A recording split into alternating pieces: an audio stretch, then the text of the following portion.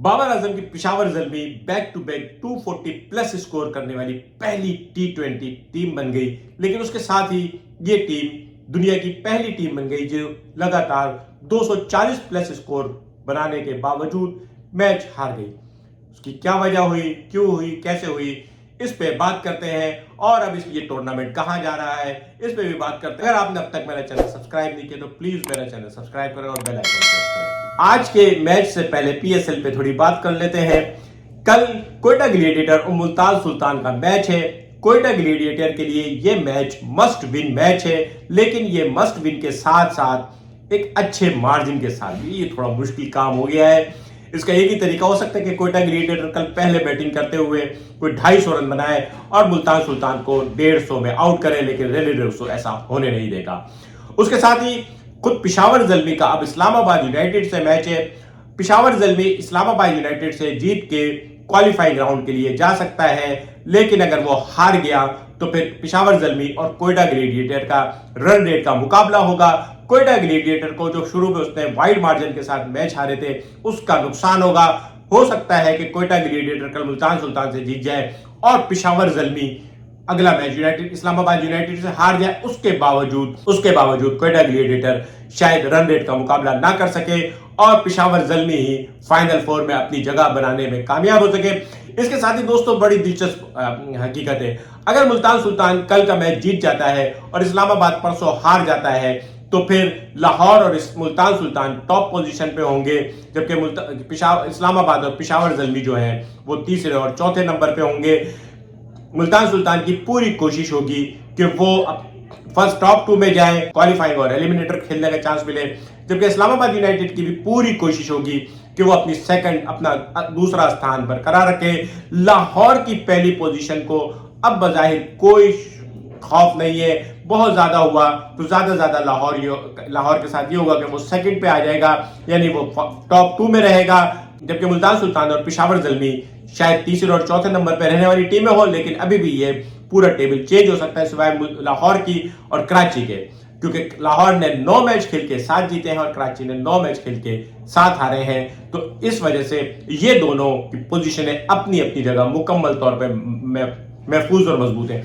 दोस्तों अगर आप गौर करें तो कराची किंग्स के 7 मैच हारने के बावजूद भी उसका रन रेट देखें तो वो पॉजिटिव है, और उसकी वजह यह है कि कराची किंग्स ने जितने भी मैच हारे वो सारे मैच ऐसे थे कि अगर ये हो जाता तो वो ऐसा हो जाता। वो सिलसिला फिल्म अमिताभ की एक नज़म है ना कि ये होता तो वो होता, लेकिन खैर कराची अब वाइंड अप हो चुका है। मुल्तान सुल्तान और कराची का फाइनल देखते देखते अब तो अचानक डर लगने लगा था कि ऐसा ना हो कि मुल्तान सुल्तान नीचे आ जाए, क्योंकि मुल्तान सुल्तान की जो विनिंग स्ट्रीक थी उसको एक बड़ा बुरी तरीके से ब्रेक लगा था। जब से मुल्तान से बाहर आई है उसके लिए जीत एक मुश्किल काम हो गया था। लेकिन बहरहाल आज बहुत शानदार मैच, बाबर आजम के लिए बहुत सारे रन बनाने के बावजूद बाबर आजम की टीम की बॉलिंग लाइन उस टारगेट को डिफेंड ना कर सकी। अगर आप कल गौर करें तो कल लाहौर की बॉलिंग ने साबित किया कि एक्चुअल बॉलिंग क्या होती है। दोस्तों लाहौर की जो बॉलिंग है ना वो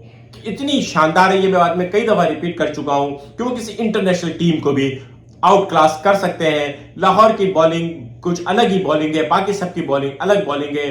कोयटा ग्लैडिएटर और पेशावर ज़ल्मी के मैच में दोनों तरफ के बॉलर ने 240 रन दिए थे। कल के मैच में भी कुछ ऐसे ही होने वाला था, लाहौर ने 220 प्लस रन बनाए थे, लेकिन उसके बाद लाहौर एक बहुत बड़े मार्जिन से जीत गया।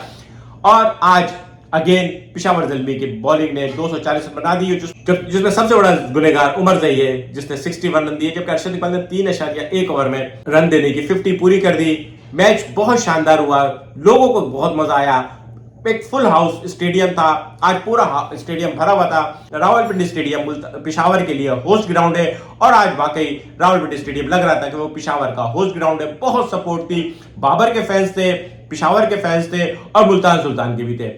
क्राउड चीयर कर रहा था, उसको तो मजा आ रहा था। इतने सारे रन देखने को 500 रन एक मैच में देखने को मिल रहे हैं। 3 घंटे में आप फटाफट 500 रन देखें। थोड़ा सा एक कंपैरिजन करें, पिशावर की 54.4 ओवर में हुई और मुल्तान की 55.2। ये वो वाहिद संगे मील है जहां पे मुल्तान जो है वो पिशावर से पीछे था। उसके बाद फिर हर संगे मील एक अजीब व गरीब सा धमाका रहा। पिशावर के 108.3 ओवर्स में हुए, पिशावर के 150 ओवर में हुए, पिशावर के 217.3 ओवर में हुए, जबकि मुल्तान सुल्तान के 108 ओवर में हो गए। पिशावर से 3 बॉल पहले मुल्तान सुल्तान के 111.5 ओवर में हो गए। अब यहां पे फर्क जो है वो 2 ओवर का आ चुका था और मुल्तान सुल्तान के 200 रन 16वें ओवर में पूरे हो गए और यहां पे 4 ओवर में मुल्तान सुल्तान को सिर्फ 42-43 रन चाहिए थे, यानी एक ऑर्डिनरी सा मैच बन गया था। तीसरा ओवर जब वहाब रियाज ने शुरू किया तो 27 रन बाकी थे। वहाब रियाज ने बहुत जान मारी, लेकिन आखिर में अनवर अली ने 2 चौके मार के उस ओवर को नौका कर दिया और उसके बाद 2 ओवर में 18 रन थे और फिर अली रसूल आउट हुआ। और वहां पे पिशावर ज़ल्मी के फैंस के दिल में एक उमंग जागी होगी कि शायद अब ये मैच निकल जाएगा, लेकिन बुरा हो उसके बाद फिर उसामा मीर ने भी साबित कर दिया है कि एंड में वो बहुत अच्छी स्लॉगिंग कर सकता है। अनवर अली के बारे में तो मैं आपको पहले भी बता चुका हूं कि वो स्लॉग का माहिर है। पिंडी में जो मैचेस हो रहे हैं वो बैट्समैनों के लिए हो रहे हैं, जबकि बॉलर्स के लिए तो ये बेगानी शादी में अब्दुल्ला दीवाना वाला माहौल है। उनके लिए इस मैचों में कुछ रखा, लेकिन बाबर आजम साइम अयूब की बहुत शानदार पार्टनरशिप, हारिस की बहुत अच्छी बैटिंग, टीकेसी, इन सब ने पिशावर को एक बहुत अच्छा स्कोर बना के दिया था। और अनवर अली के 64 को नहीं भूलिएगा, वो अनवर अली के 64 जो थे वो एक बहुत बड़ा मार्जिन था। लेकिन मुल्तान सुल्तान की तरफ से अब्बास आफरीदी ने यह साबित किया है कि अगर आप अच्छे बॉलर हैं तो किसी भी पिच पे आप कमाल दिखा सकते हैं। अब्बास आफरीदी और एहसानुल्लाह दोनों ने बहुत शानदार गेंद की, खासतौर पे इस पिच पे बनने वाले रन के हिसाब से हर वो बॉलर जो 10 के अंदर एवरेज पे रन अपना कोटा पूरा करता है वो बहुत शानदार परफॉर्मेंस देता है। जबकि मुल्तान सुल्तान की तरफ से तो रोसो पॉलर्ड की 50 और अनवर अली और खुशदिल के छोटे छोटे कंट्रीब्यूशन। लेकिन बहरहाल ओवरऑल ये एक शानदार मैच था। टूर्नामेंट जैसे जैसे दिन गुजरते जा रहे हैं, टूर्नामेंट अब इख्तिताम को है और जिस तरह से एक अच्छी फिल्म का क्लाइमैक्स जो होता है ना, जैसे जैसे क्लाइमैक्स होता चला जाता है ऑडियंस का दिल धड़कने लगते हैं।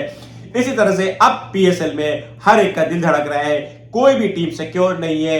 बज़ाहिर 4 टीमें हमें नजर आ रही है। मैं फिर अगेन कहूंगा कि कोयटा के पहुंचने के और पिशावर के कटने के चांस इफ बट वगैरह के साथ साथ है, लेकिन ऑन पेपर ऐसा हंगामा होना मुश्किल है कि कोयटा बहुत बड़े मार्जिन से जीत जाए। यानी सिर्फ पिशावर के हार से ही काम नहीं चलेगा, या तो कोयटा बहुत बड़े मार्जिन से जीते या पिशावर बहुत बड़े मार्जिन से आ रहे हैं। बहरहाल पिशावर वाले ये तो कर लेंगे कि वो इस मार्जिन को चेंज ना करें और जितने रन पिशावर वाले बना रहे हैं उसको देखते हुए वाइड मार्जिन से पिशावर का हारना तो मुश्किल है। कोयटा ग्लेडिएटर का वाइड मार्जिन से जीतना भी उतने मुश्किल है।